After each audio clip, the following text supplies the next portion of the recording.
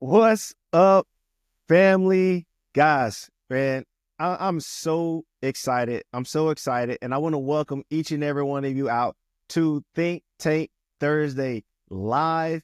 Listen, if you don't know what this is, I made a post a couple of weeks back, maybe even last month, maybe a couple of months back, saying that the information that I share on a daily basis, I want to make sure that you guys are not only hearing it, but you're applying it to your life.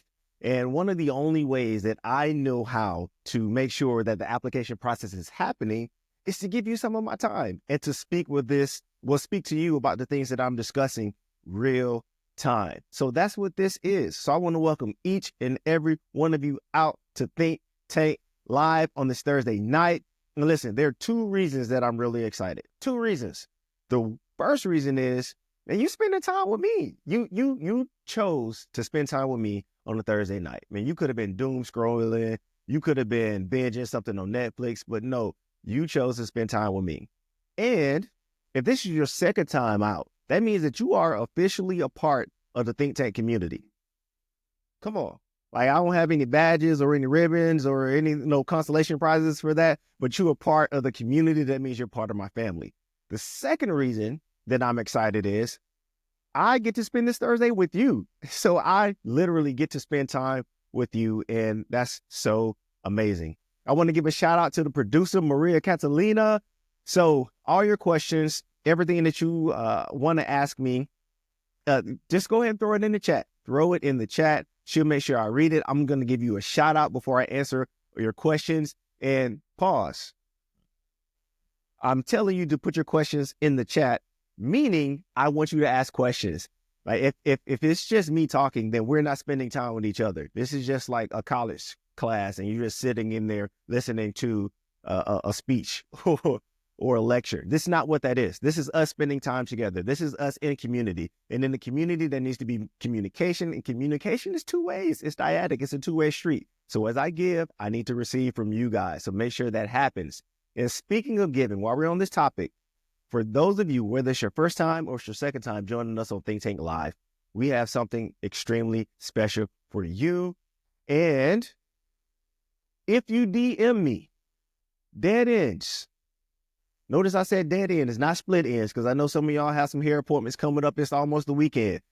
DM me dead ends, and you're going to get a copy of a roadmap to navigating away from dead ends. All right. Almost like a toolkit. It's free. Just DM me dead ends. We'll get it to you. Don't put it in the chat because we don't want everybody knowing your email address and all of that stuff. So just DM me dead ends with your email or whatever, and we're going to get that to you on the house. So with that being said, we've been hyping it up for a couple of weeks. This Think Tank Thursday Live, we're talking about dead ends. And we're going to talk about three main things. We're going to approach dead ends from three approaches, right? Internal dead ends, external dead ends, and how to create the pathways to navigate or circumnavigate those dead ends.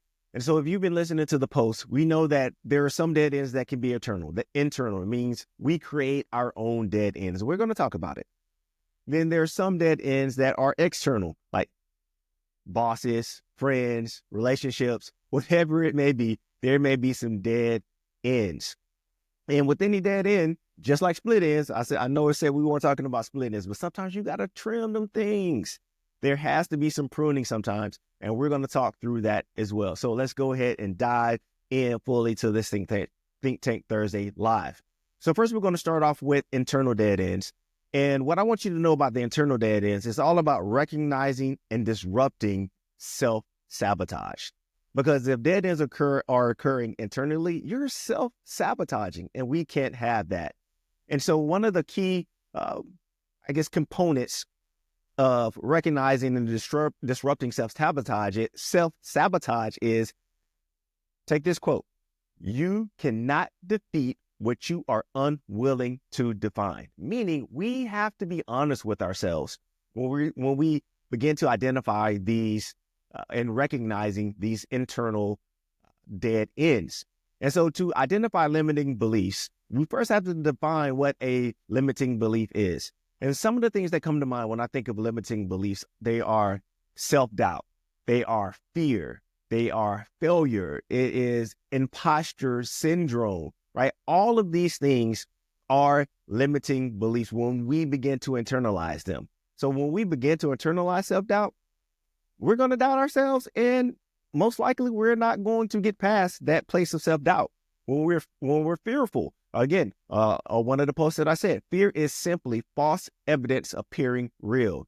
Like, some fear is good, but when it causes a dead end, it's not, and we have to get rid of that.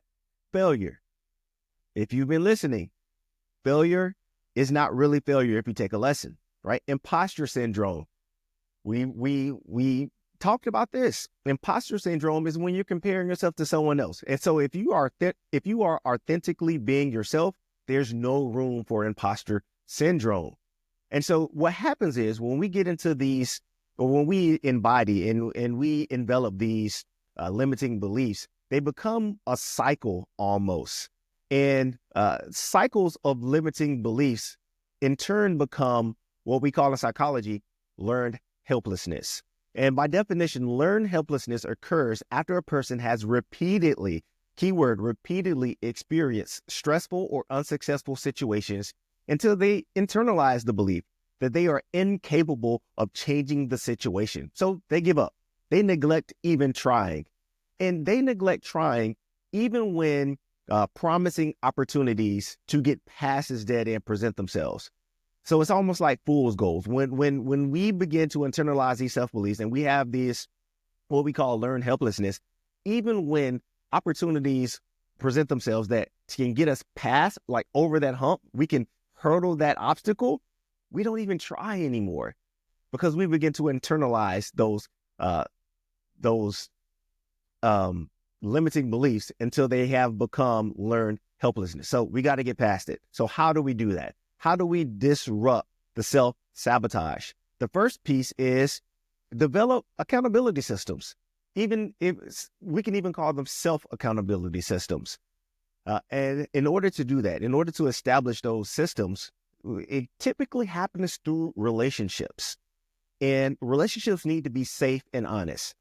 Listen, I remember being in college, and people would come up to me, "Hey, Trey, you heard about this party?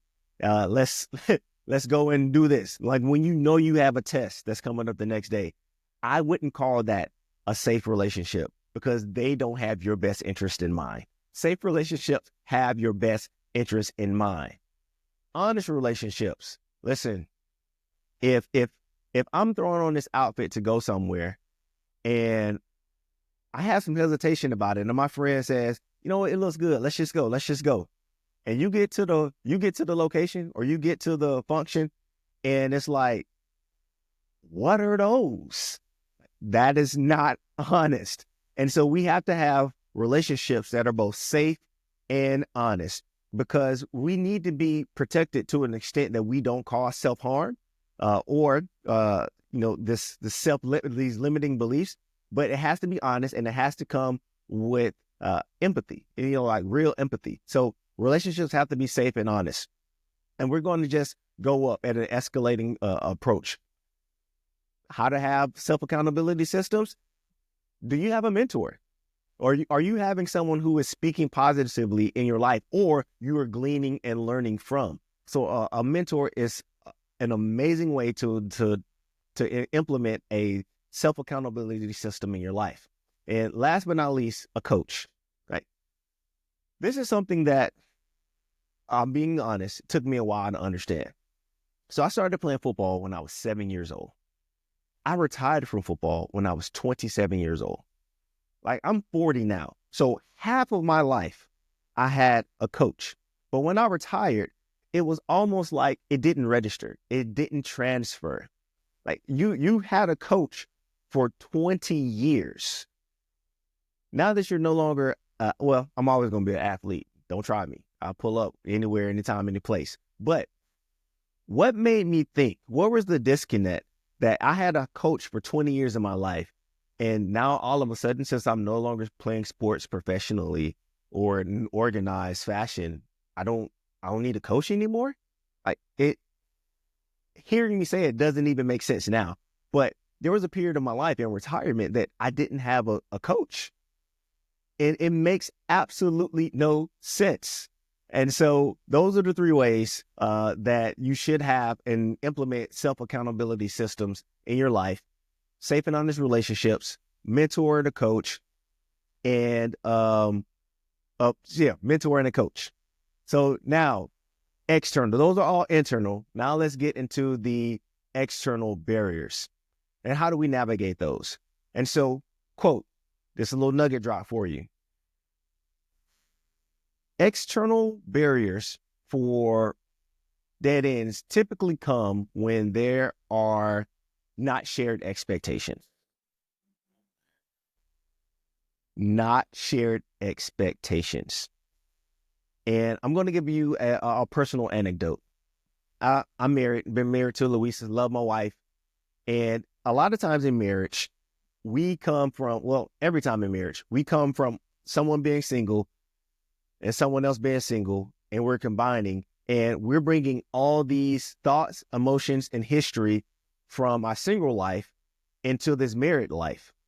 And if we don't discuss, if we don't have those conversations about, all right, this is what I did when I was single, but this is how I think it should be while we're married. And from the other side, this is what they did when they were single, and this is how I think it should be while we're married. If you don't have those conversations, as they say, the honeymoon phase will end really quickly. You'll be like, I don't even know why I married this woman. I don't even know why I married this man. He gets on my last nerves, right? So external barriers typically come when there aren't shared expectations. And so here's a quote for you. The absence of shared expectations will always leave you unfulfilled. I'm going to say it again. The absence of shared expectations will always leave you unfulfilled. So this is what a shared expectation is, and this is what it does, rather. A shared expectation clearly defines your personal and professional boundaries. It protects your energy, it protects your focus, and it prevents toxic influences and facilitates progress. All right? If you're trying to take notes, listen, I told you, if you want any of this information, DM me dead ends and you will get it. You don't have to write it down. All right.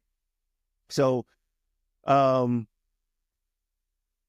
that's the definition of a shared expectation rather. And another part that I want you to understand is you have to know when to hold them, when to fold them. Old Kenny Rogers song. So when expectations are clearly stated and those expectations aren't met, maybe that's time for you to leave that environment. Maybe that's time for you to leave that relationship. Maybe it's time for you to leave that situation. And so you may be thinking, all right, I feel like I'm at a dead end at my job. I had this conversation recently with a friend of mine that said, Trey, I've tried for this promotion for years. And the last time I applied for it, they said that they weren't hiring for it and they took the position down. And just a few months later, it was with someone that they had given the position to someone else who I was in direct leadership of, and I have more experience than them, but they gave it to this other individual.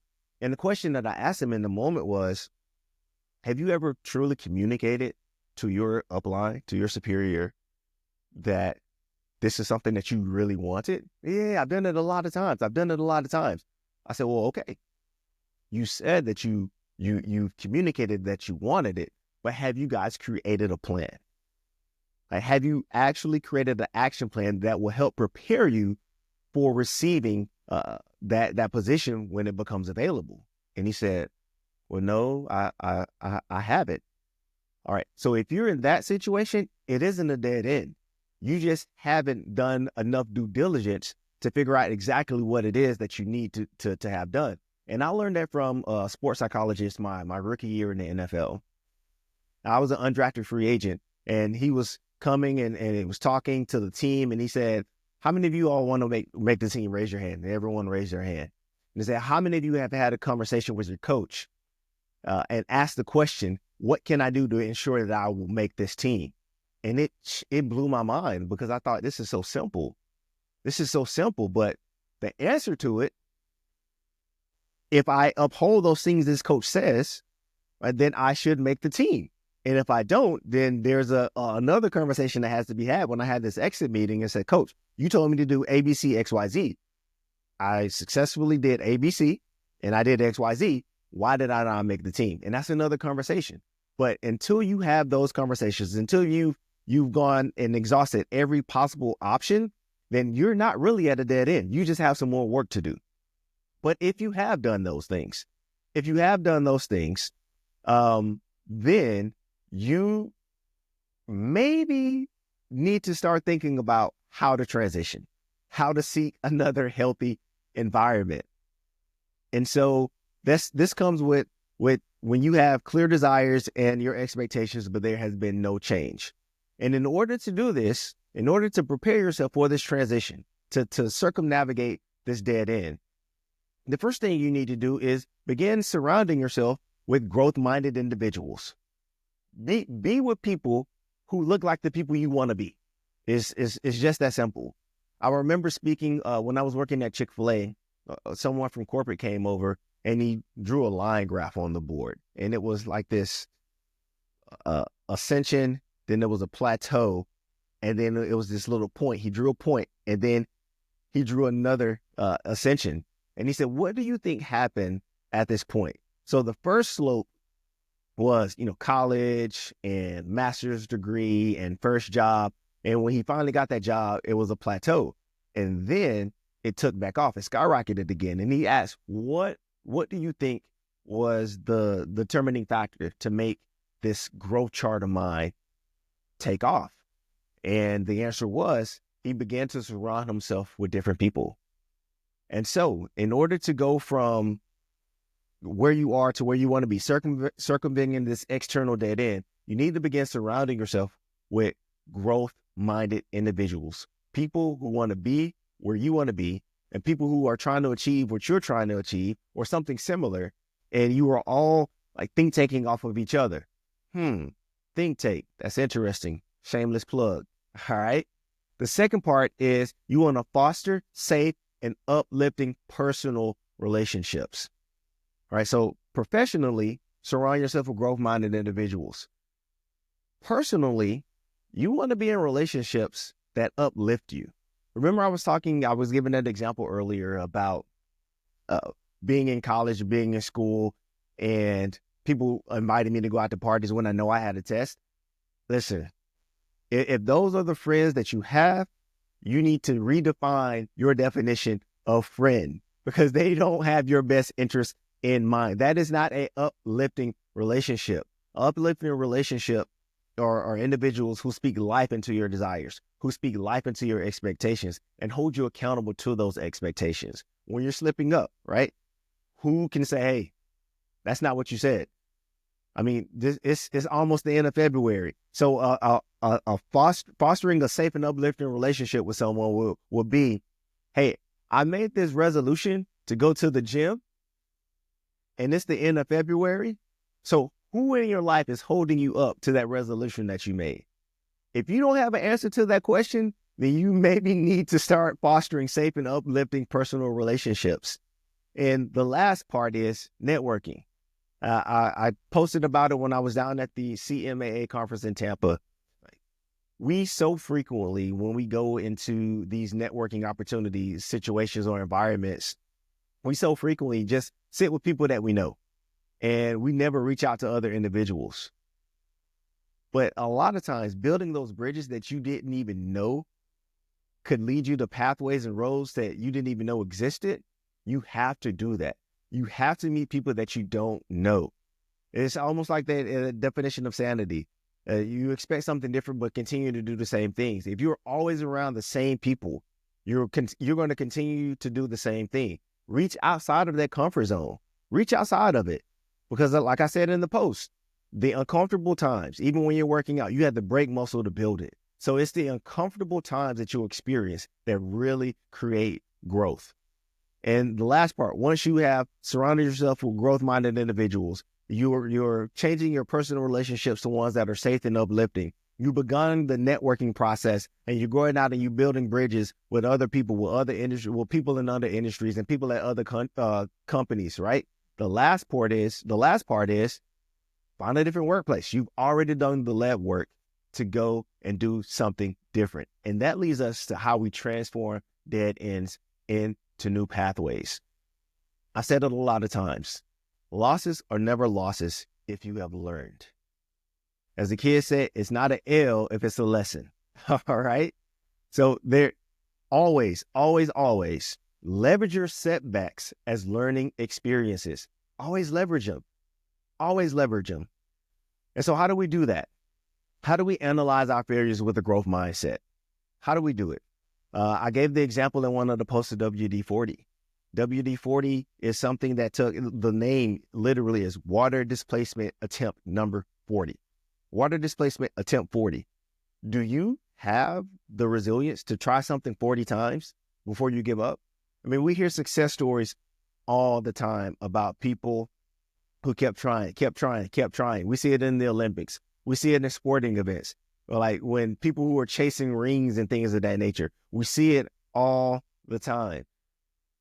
But you ultimately finally reach that I won't call it a goal. You finally reach that priority when you are resilient, when you don't give up. And in that failure, in those missed attempts, there's a refining process. Well, last time I tried it, this didn't work. Let me tweak this. Let me tweak that. And the more times you fail, the more times you have to tweak it until it becomes this product in which everyone is happy. And you finally reach your definition of success. So analyze failures with a growth mindset because it fosters resilience and it helps refine strategies for future success. The next piece is, and ultimately the last piece, you have to be adaptable. You have to be adaptable. When you're traveling down the road, right? And let's say you have maps open. I'm going to say Google Maps because I don't even know why people use Apple Maps. It just doesn't make sense to me. Like, why? It's almost like why people have iPhones. I was just joking. Another subject. But when you're using Google Maps and something happens, there's a road obstruction, there's a dead end, right? There's something that happens. Usually there's traffic or there's an accident. Dead ends and navigations are almost immediately followed by rerouting. You see the maps thinking and it's rerouting. Why can't we apply that concept to our lives? Because this is what happens when we reroute. It opens new doors. It opens doors to new opportunities. It opened doors to new skills and new skill sets. It opened doors to new industries. Well, I thought my path was going to take me this way in this industry, in this career field, but something happens and you learn something new and it's like, wait a minute, I really like this.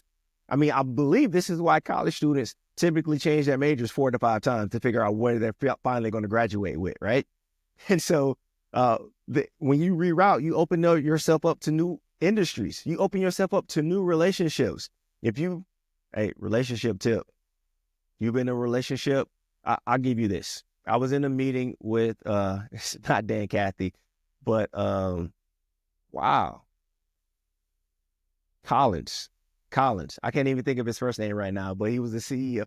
He was the partner with Dan Cathy when Chick-fil-A started. And we were in the meeting with him and he made the statement. And it was more so along the lines of hiring people, but he said, never delay what you intend to deny because you're wasting your time and their time. I'm going to say it again. Never delay what you intend to deny. Don't waste those minutes. Don't waste those hours. Don't waste those days. If you feel in your heart that it's going to be a no, then go ahead and give them that no so you can go on to the next thing. Get around that roadblock. And that is for new relationships. So if you're in a relationship right now, it's not it. This Think Tank Thursday Live isn't even about relationships. But if you're in a relationship right now and you know it's just these red flags, don't continue to delay it. Go ahead and deny it. It's a dead end. Cut it. Move on. And that will bring you new relationships that are more beneficial and more fruitful for you. It brings about new interests. And ultimately, when you reroute, you introduce yourself to the new you. And that's what's so important. So those are all the talking points that I'm going to give you in the Overcoming Dead Ends action plan. So that's it. Now we're going to open the floor for questions.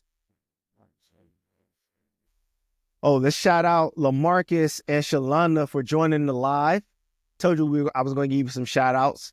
What's up? Welcome to the Think Tank Live community. You're officially a part of it. And again, I'm going to reiterate, if you want any of those talking points that I just went through, that action plan, make sure you DM me dead ends, because this is what this Think Tank Thursday is about.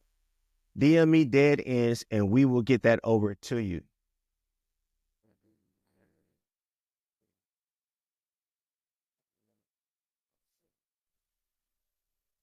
All right, so we're live on Facebook and we're live on LinkedIn. So go ahead and DM me dead ends. But if you have any questions, go ahead and drop it in the chat. Go ahead and drop it in the chat. My producer is going to get it to me. I'm going to shout you out. I'm going to let you know where it's coming from, and I'm going to answer the question.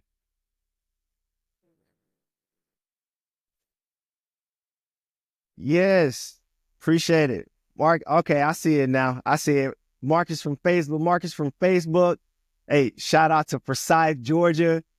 Listen, everything that the things that create you, the things that build you are typically the experiences that you have. Not saying that you are defined by your experiences, but you are definitely shaped by your experiences. So shout out to my people in Forsyth, Georgia. Come on.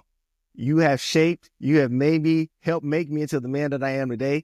And a lot of this knowledge, a lot of this information that I'm dropping on you guys tonight is from experiences that I had from birth to 18 years old and beyond, growing up in Forsyth. Love it. Mayor Person family, I love you guys.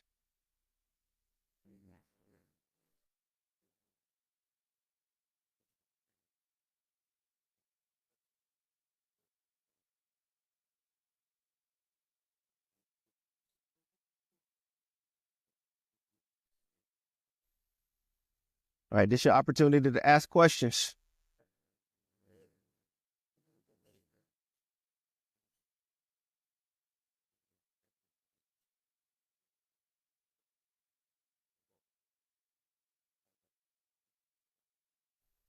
All right, so my producer said give you guys a little bit more time to ask those questions. And so what I'm going to do then, I wanted to limit my personal stories so that I had time to answer you guys' question. And so I'm going to tell one more story, and let me see. I'm going to do it I'm going to talk through cycles of limited beliefs that turns into learned helplessness. So for my personal story, some of you may know it, some of you may not have heard it, but for me, the journey for me to become a professional athlete was one that, defied odds. I defied every odd imaginable to accomplish what I have been able to accomplish over my life. You see this little hand back there? It's hard to see on camera, but it's full of rings. It's full of rings from different championships that I won. And for me to get there, for me to get to the NFL, to that 1%, I had to go as a walk-on at the University of Georgia. Then I had to go as an undrafted free agent. So first of all, as a walk-on, to earning all SEC and all American honors, to playing in the NFL, 6 years of professional football, and achieving that when, for all intents and purposes, people said that I wasn't going to be able to make it. I couldn't get a scholarship. I wasn't big enough. I wasn't fast enough. I wasn't strong enough to compete at these levels. And there was a moment, especially at University of Georgia. So I was sitting down with some friends of mine, Pastor, actually Mayo Sowell over at Live Atlanta Church, sorry. And my friends over at Think TLS, Kevin and Troy. And the question that they asked was there ever a coach, or was there someone in your life that truly spoke life into you, or someone that almost stole your joy, stole that achievement type mentality, that grit, that grind from you? And I'm not going to name the coach's name, but I remember being at the University of Georgia, and in my freshman year, yes, I ended up playing my freshman year as a walk-on, when a lot of scholarship players didn't even make the trip to the initial game to Clemson. But a lot of people don't know this. My freshman year, I had 2 numbers. The first number that I played in at the University of Georgia was 24. I played in that number for the first 3 games of my freshman year. That number just so happened to be from a player called Albert Hollis, who was injured, and he didn't need the number for the first 3 games. So when he came back from injury, he wanted his number back. So for the rest of the season, they changed my number to number 11. So my freshman year, I was 24 for the first 3 games. Then I was number 11 for the last games of the remaining of the season. They called me Sticks, I guess because I was skinny. It was just 1 and a 1. And so I get a scholarship going into my sophomore year after the season. Coach Rick gives me a scholarship, and I'm thinking, all right, I made it. And my confidence is to the moon. We go home over summer break for just a little bit. We go home for Maymester, and we come back for June for workouts, and we're enrolling in the classes. When I get back into the locker room after my freshman year Maymester, I go to my locker, and I realize that I see my number, but there's another name. And I'm thinking, what in the world happened to my locker? Like, did they make a mistake? They had given my number to a recruit that said the only way they were coming to Georgia is if they had their high school number, which was number 11. And they just gave my number away. I didn't know it. I had no clue. This coach had promised this player this number and had given it away, had not discussed it with me or anything. And so I went from cloud 9 after getting my scholarship to rock bottom. Because I thought after my freshman year, I thought that I proved myself. I played almost every game, right? I got a scholarship.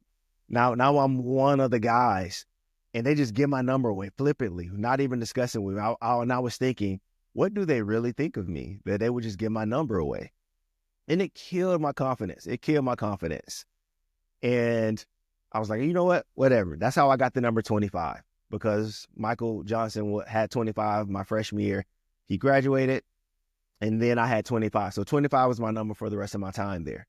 Now, I'm about the same size now as I was when I played at the University of Georgia. I'm actually smaller now because I just don't work out as much. And I mean, the weight that I was lifting, if I had to get that weight off of me right now, that means I made a bad life decision. It makes no sense for me to get that, to push that much weight in the weight room. So here's the thing, though. When I was number 11, they called me Sticks because I was so small. Michael Johnson, he was about, 6'2", 6'3", maybe, 220, 215, somewhere between 215, 225. Listen, I was about $170 soaking wet. So needless to say, the size of his jersey and the size of the jersey that fit him and the size of the jersey that would fit me was extremely different. So when I put that jersey on, my practice jersey, it was like I was wearing a nightgown. That's how big it was. I mean, it hung like halfway on my quads. And I asked this particular coach, the same one that gave my number away. I asked this particular coach. I said, Coach, please, can I get another jersey? Please, can I get a smaller jersey? Please, please, please, order a new jersey. I asked this for 3 years. I never got a practice jersey that was to my size. And so when we talk about learned helplessness, when I went from scholarship, top of the mountain, giving my number away, feeling like I don't even get enough respect now that I have a scholarship, now that I'm actually, contributing, becoming a starter on the team, and I still can't get something as simple as a jersey that fits me. What that did for my confidence, what that did to my mental state of, what I thought people thought of me, it was horrible. It was horrible. And so I got into this cycle of, when they said I wasn't big enough, they said I wasn't fast enough, they said I wasn't strong enough, they said I wasn't enough, right? Maybe what I felt blatant disrespect was just a continuation of that.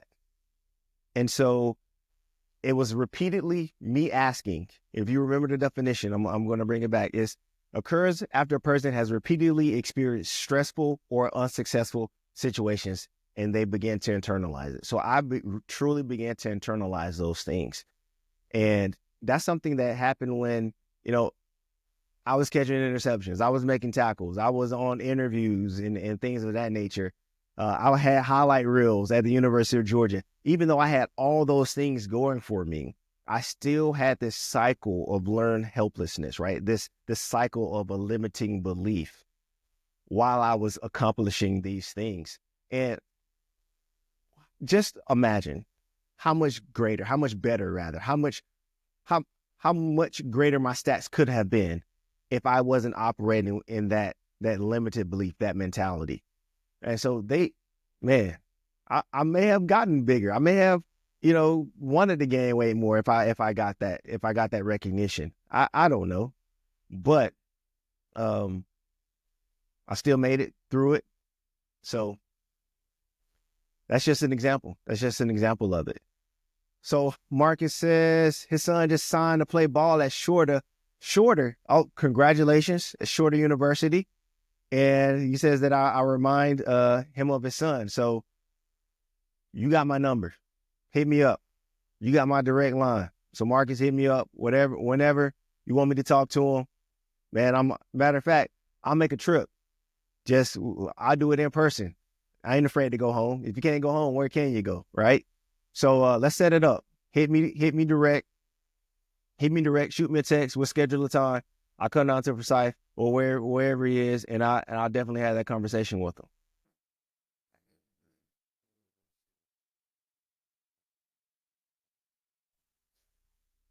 All right. We have James from Facebook saying he's dealing with that limiting belief right now while he's trading stock. And he has to stop putting himself down for being new at it. Listen, you have to have, this is something about how we beat ourselves up from time to time. And the term that I'm going to throw out there is self-empathy. And a lot of times we don't have the capacity to be empathetic to ourselves because we're so busy giving it away to other people. And a place that it is most common, actually, and you wouldn't think that is this fashion or in this way, but somewhere that is most prominent is in the church. People who work in ministry, people who work as pastors, staff on churches. And we have what they call compassion fatigue. And here's how it looks. You show up to work and you're doing the work of the Lord, and I commend you for it. And this is something that I've experienced as well. But you're doing the work of the Lord, and your congregants or people who are calling and asking for different requests and asking, can you pray for them? And you're giving. And you have this emotional, I won't say draining, but this emotional drip that's constantly leaving you.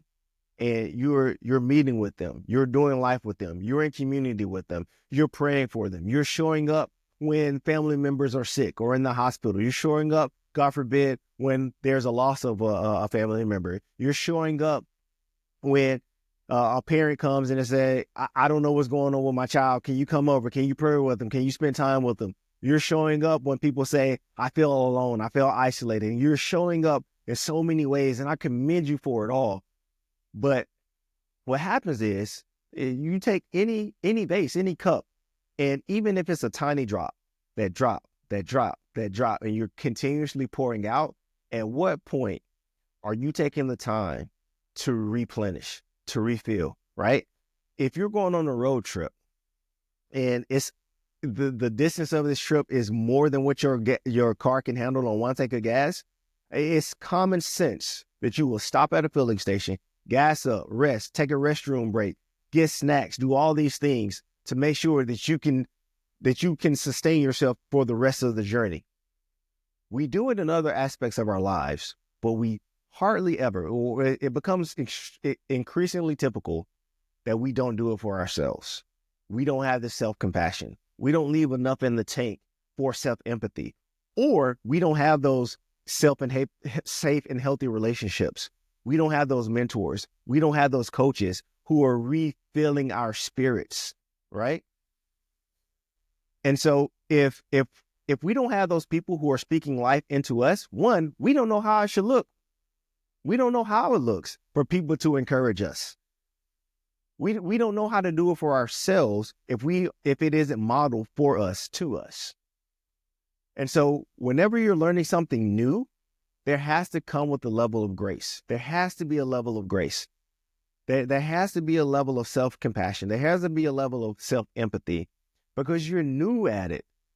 Think about as a baby, how many times, you won't even know, but for parents out there, think about how many times your baby, your child fell before they finally learn to walk. And we give these concessions to other people, but we typically tend to not give those concessions to ourselves. And that has to end. So James, you're learning new, right? Hey, you may take some losses, but in those losses, as I said, you're learning. And the mistakes that you made yesterday, the mistakes that you made last week, the mistakes that you made last month, as you're learning this trading process, those are mistakes that you're learning from that are going to build wealth in your future, right? So give yourself, your current self, some grace so that your future self can look back at your current self and say, thank you for being patient with me. Now look where we are. So James, I want to leave you with that encouragement. Andre, love you too, brother. Love you too, man.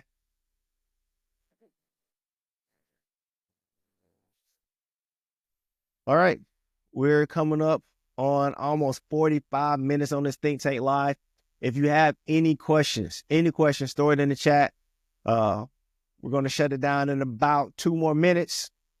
So any questions, go ahead and put it out there. And again, if you didn't hear earlier, go ahead and DM me dead ends, and we're going to get you the action plan for all the talking points that I spoke through tonight. Something that you can keep with you, print it out, keep it on your phone, make it a screensaver, do whatever it is that you want it to be. DM me dead ends, and we're going to get that over to you. All right, got about 1 minute left. Questions, throw them out there. The questions that you have are actually good for other people. I mean, I'm sure you heard it in class all the time. No question is a stupid question, because if you're wondering it, someone else is probably wondering it as well. So any question that I answer will not only help you, it's probably going to help someone else who's viewing it live. And we're live on Facebook and LinkedIn.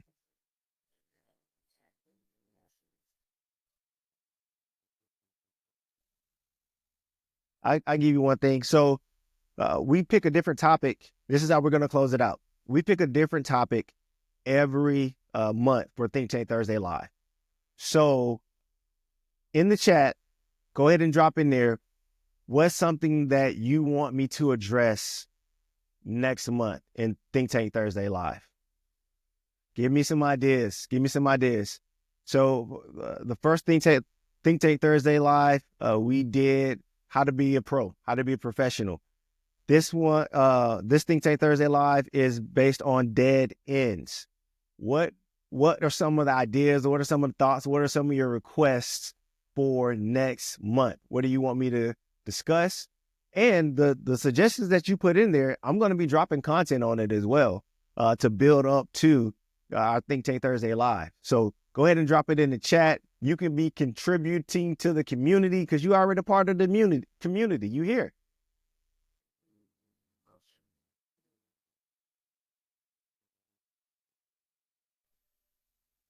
All right. So go ahead and throw those things in the chat. If you haven't put it in the chat, go ahead and DM me. Two things. Go ahead and DM me dead ends so you can get this action plan and DM me some of the topics that you will want for me to discuss in the next Think Tank Thursday Live. Listen, guys, I love y'all. I appreciate the support. Like I said in the beginning, I'm excited that you're here. I'm excited that you chose me, and I'm excited that I got to spend time with you. So shout out to everyone who was on tonight. And I'm going to be looking at those comments. I'm going to be looking at those DMs, and you're going to give me the topic for the next Think Tank Thursday Live. You're going to give me the juice to drop some more content. So make sure you're liking and subscribing so you get all the updates, all the one-liners, all the mic drops, all the inspiration, all the encouragement that I'm dropping on a daily basis. Make sure you're a part of that. So that's it for Think Tank Thursday Live. I love you guys, and I'll see you next month.